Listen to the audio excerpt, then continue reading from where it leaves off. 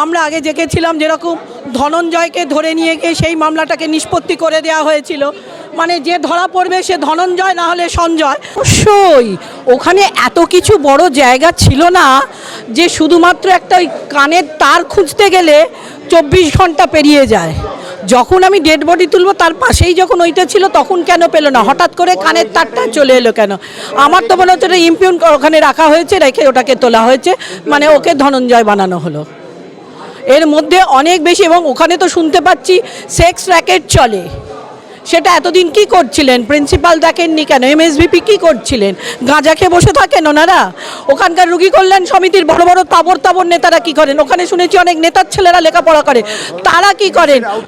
পুলিশের একটা আউটপোস্ট রয়েছে আরজি করেতে, তাহলে কেন হবে না?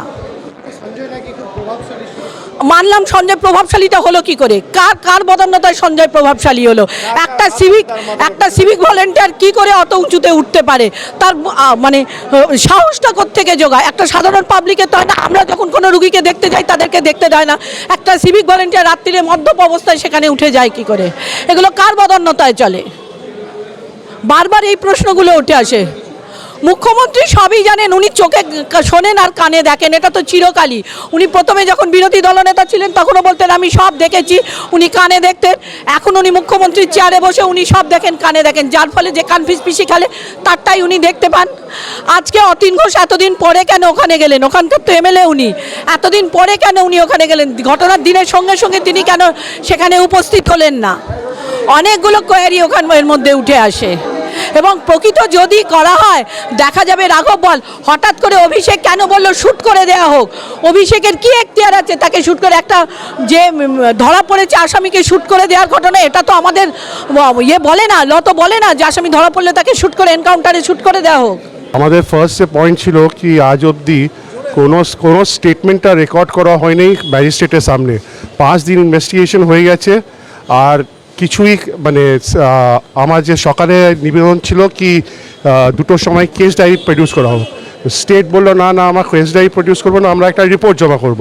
আমি তখন কোর্টকে বললাম কি কোনো ইনভেস্টিগেশনে কেস ডায়েরি ওটা হলো heart of the investigation. Case ডায়েরিকে প্রডিউস করে আপনি বুঝতে পারবেন কি কোনো প্রোগ্রেস ইন ইনভেস্টিগেশন হয়েছে কি না, এই রিপোর্ট থেকে কিছুই আপনি বুঝতে পারবেন না। তার পরিপ্রেক্ষিতে 2টোর সময় division bench, honourable division bench আমাদের চিফ জাস্টিসের, উনি কেস ডায়েরিটা নিয়ে এলেন।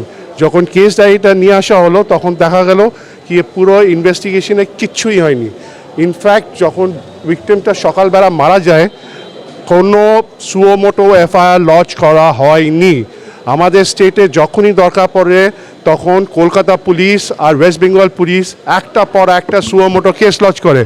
লেকিন এরকম ঘটনা যেখানে আরজি করের ভিতরে একটা মেয়েকে এরকম করে মার্ডার করা হয়েছে, সিনিয়র ডক্টর তো তখন ওনারা মনে করেনি কি আমরা একটা এফআইআর লঞ্চ করব। মানে এটা কখনো ভাবা যায় না। আর এটার পিছনে যে আরজি করে আগের সুপার ছিল ওনার পুরো হাত আছে এটাতে।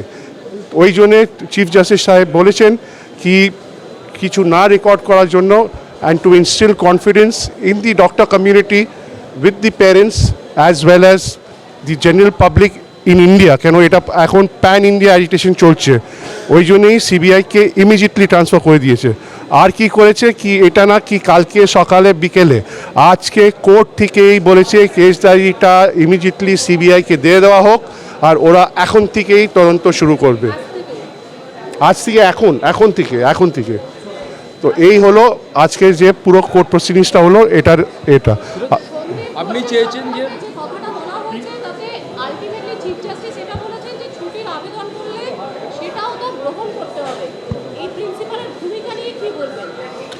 আমি কোর্টে বলেছিলাম এই প্রিন্সিপাল ব্যাপারে কি মানে অ্যাজ পার মানে নিউজ পেপার রিপোর্টস ওনার আগেন্সে অনেক গাফলতির কেসটা আগে এসছে, ইনক্লুডিং 2023-এ যেখানে মানিকতলা আরজি কর হসপিটালের যে ক্যাম্পাস আছে যেখানে আপনার হস্টেল, ওখানে ম্যাসিভ র্যাগিং হয়েছিল।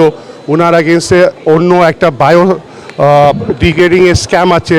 তারপরে ওনার একটা যখন কোভিড-19 হয়েছিল তখন ভেন্টিলেটর নিয়েও একটা স্ক্যাম আছে, যেটা আমি নিউজ পেপার রিপোর্টস থেকে পড়লাম। দেখেন যেটা সবথেকে শকিং কি ওনাকে এক হসপিটাল থেকে সরিয়ে ওনাকে নিয়ে গেল আমাদের মানে সব থেকে ভালো হসপিটাল ক্যালকাটা মেডিকেল কলেজে। আর ওখানকারও স্টুডেন্টসরা এখন অ্যাজিটেট করছে কি এই ভদ্রলোককে ওখানে ঢোকা দেওয়া যাবে না। তার পরিপ্রেক্ষিতে অনারেবল চিফ জাস্টিস জিজ্ঞেস করেছিলেন ওনার যে আইনজীবী আছে কি ওনাকে এখন ইমিডিয়েটলি ছুটিতে চলে যাওয়া। উনি তারপরে এসে কোর্টে বলেন কি হ্যাঁ আমার মক্কেল ইমিডিয়েটলি ছুটিতে চলে যাবে। তারপরে আপনারা জানেন কি ও 15 দিন ছুটিতে চলে গেছে।